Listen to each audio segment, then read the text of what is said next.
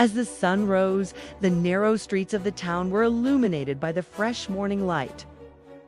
Four friends, backpacks on their shoulders, walked toward school with dreamy eyes, as usual. The wind gently blew, and the birds chirped. Seemed as it always had. But one of them felt that something was different. They set off that morning, unaware that everything would soon change. Suddenly, the sky began to darken. Something was wrong. As the wind picked up sharply, the children's hearts began to race. A deep shadow appeared, blocking the sun, and the children looked up in fear. The massive, terrifying silhouette rose toward the sky. It shouted with a dark, menacing voice, "You are nothing. You are useless. Your family doesn't love you. No one cares about you." The children's hearts filled with fear, anxiety, and a dark sense of dread. Their feet seemed to be glued to the ground. The giant's words pierced their hearts like daggers at school. Everything was silent. The children sat quietly in the classrooms where they had always laughed and played, but no one looked at each other. The giant's words hung in the air like a thick fog. No child could speak what they felt. Their hearts slowly began to sink under the weight of the giant's cruel words.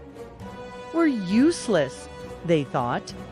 "Does anyone really love us?" The school day ended, but the children's hearts were still heavy. They had to walk home along the same path, filled with fear. The giant appeared again, this time even closer, even more terrifying. With its monstrous voice, every word fell like a heavy stone upon them. "No one loves you. You are worthless," it shouted. The children ran, but it seemed like there was nowhere to escape. The voice inside them had grown darker, believing the giant's words. Is it true? They wondered. Are we really nothing?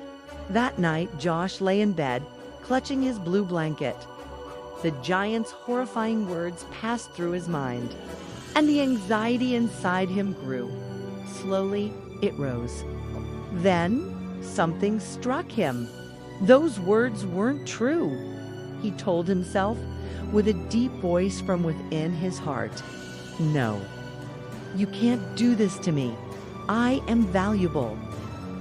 With this thought, he opened his eyes, took a deep breath, and for a moment, all the darkness and fear were replaced with hope. It was time to do something. The next morning, the four friends courageously decided to find the old wizard who lived outside the town. When they reached the wizard's cottage, their eyes were filled with worry. At that moment, the wizard smiled at them and approached. "Words are very powerful," he said. "If they enter your heart, they can hurt you. But remember, you can always transform them with love. You will be able to do it." The wizard asked the children to write down all the bad words the giant had said in a notebook. The children wrote shakily, "You are useless. Your family doesn't love you. You can't do anything." The pages filled with these heavy words from their hearts. The wizard dropped a love potion on each word. With the power of the potion, he threw the notebook into the fire. The children watched in astonishment and curiosity. But instead of burning, the notebook transformed into a glowing, radiant book. The bad words disappeared, and new pages full of hope and light appeared. "Now," said the wizard, "with your hearts full of love, write in this new notebook." The children wrote with trembling hands, "I am loved, I am strong, I am special, I am successful." Each word cleansed the darkness within them and brightened their souls. With newfound courage, the children went to the place where the giant stood. They were no longer afraid. With the loving words in their hearts, they would stand up to him. The giant appeared again and began to speak. This time, his voice and screams had no effect. The love in their hearts was so powerful that it protected them like armor. Every evil word, every hateful shout bounced back when it struck their love-filled hearts. The giant, growing angrier, tried to grow bigger and stronger. But with every shout, every roar, he struck himself, weakening further.